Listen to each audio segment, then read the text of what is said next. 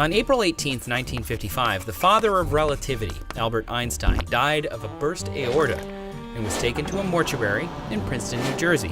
Einstein's wish was to be cremated, but the pathologist on duty thought it a shame to destroy such a celebrated brain.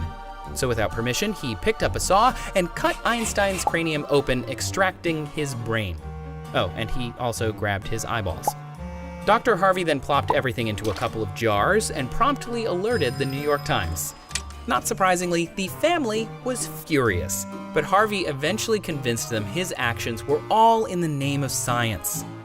The jar of eyes was given to Einstein's eye doctor, Henry Abrams, who placed them in a safe deposit box, which is rumored to be somewhere in New York City. The brain, however, went on a far wider journey. After cutting the brain into 240 blocks, he was able to make 1,000 slides out of different portions of Albert Einstein's brain, box them up, and sent them to researchers around the world. Although Harvey stole the brain in the name of science, promising to publish important research, in the 4 decades that followed, he never did. But the slides that Harvey sent to qualified brain researchers around the world, they did reveal some interesting things about Einstein's brain. Even though Einstein's IQ was way higher than most, the size of his brain was actually smaller than the average male. More significantly though, Einstein's inferior parietal region was about 15% larger than average. It's thought to be part of the brain that helps with language and mathematics. Another anatomical difference is that he was lacking a crevice in the brain called the Sylvian fissure. Also, his brain did not show any significant signs of aging.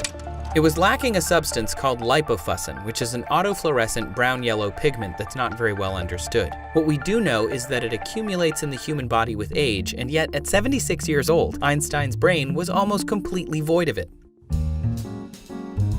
But none of these facts could be considered a huge breakthrough in understanding Einstein's genius. So eventually the hubbub died down, and for the most part, the famous brain was forgotten. Dr. Harvey removed the slides, but then the remainder of the brain was kept in a jar in a cider box under a beer cooler for a long time, and then it was kept in a closet for many years.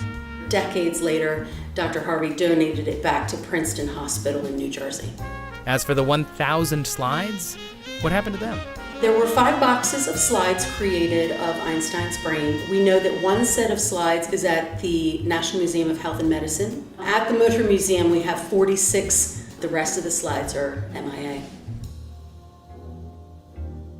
There's no doubt that what Harvey did wasn't exactly ethical, and probably not in the name of science, but hopefully with modern technology and our developing knowledge of the human brain, secrets about Einstein's brain may finally be revealed, and its long journey from an Ivy League hospital to a beer cooler won't be for nothing. Thanks for watching Focal Point. If you're still wondering about Einstein's eyeballs, in the 90s there was this rumor that Michael Jackson wanted to buy them for $5 million, but Dr. Henry Abrams quickly denied that they were for sale. As far as we can tell, they're still in a safety deposit box somewhere. For more, please subscribe to the channel. Or if you want to see these episodes as they're released, head over to our Facebook watch page. The link is down in the description.